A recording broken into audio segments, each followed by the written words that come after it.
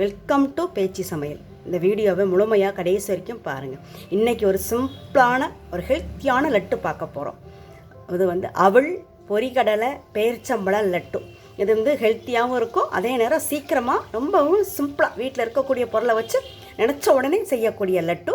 வீடியோக்குள்ளே போகிறதுக்கு முன்னால் இந்த வீடியோ முதல் முறையாக பார்த்தாலும் சப்ஸ்கிரைப் பண்ணாமல் பார்த்துருந்தாலும் சப்ஸ்கிரைப் பண்ணி வச்சுக்கோங்க. பக்கத்தில் உள்ள பெல் பட்டனை கிளிக் பண்ணிடுங்க, ஆல் ஆப்ஷனை கிளிக் பண்ணிடுங்க. வாங்க வீடியோக்குள்ளே போய் எப்படின்னு பார்க்கலாம். 1 கப் வெள்ளை அவல், 1/2 கப் பொட்டுக்கடலை, அதை இதில் போட்டுக்கலாம். இப்போ குறைன்னு அரைச்சிக்கலாம். அரைச்சாச்சு. இந்த மாதிரி 1க்கு 2 குறைன்னு அரைச்சிருக்குது. இது கூட பேரிச்சம்பழம் 100 கிராம், இதையும் போட்டு ஒரு அடி அடிச்சுட்டு வந்துடலாம். நல்லா அந்த பேரிச்சம்பழம்லாம் நல்லா மிக்ஸ் ஆகிடுச்சு. நல்லா அடித்து நல்லா மிக்ஸ் ஆகிடுச்சு பாருங்கள். இது போல் நல்லா மிக்சியில் அரைச்சி வச்சுக்கணும். ஏலக்காய் தூள் போட்டுக்கலாம். அடுப்பில் ஒரு சட்டி வச்சுருக்கேன். சட்டி காயட்டும். நல்லா காஞ்சிருச்சு. நம்ம அரைச்சி வச்ச இதை இதில் போட்டு,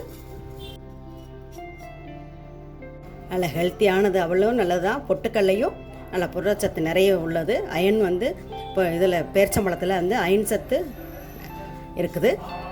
உடம்புக்கு நல்ல ஹெல்த்தியான லட்டுங்க. 1 டீஸ்பூன் நெய் விட்டுக்கலாம்.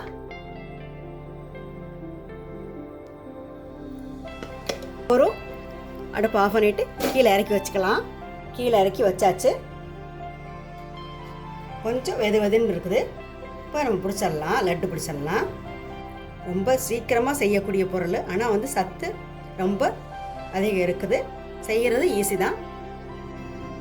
அவள்லாம் சும்மா கொடுத்தா சாப்பிட மாட்டாங்க பசங்க.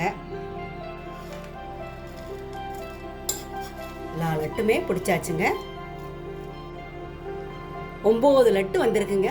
இந்த ஒரு கப் அவல் போட்டோம், 1/2 கப் பொட்டுக்கடலை போட்டோம், 100 கிராம் பேரிச்சம்பழம் போட்டோம். இதுக்கு ஒரு 9 லட்டு வந்திருக்கு. மீடியமாக, ரொம்ப பெருசு இல்லை, ரொம்ப சின்னமில் பிடிச்சிருக்குங்க. நீங்களும் இந்த மாதிரி செஞ்சு பார்த்துட்டு எப்படி இருக்குன்னு கருத்துக்களை கமெண்ட்ஸில் சொல்லுங்கள். இந்த வீடியோ பிடிச்சிருந்தா லைக் பண்ணுங்கள், ஃப்ரெண்டுக்கெல்லாம் ஷேர் பண்ணுங்கள். நன்றி. அடுத்த வீடியோவில் பார்ப்போம்.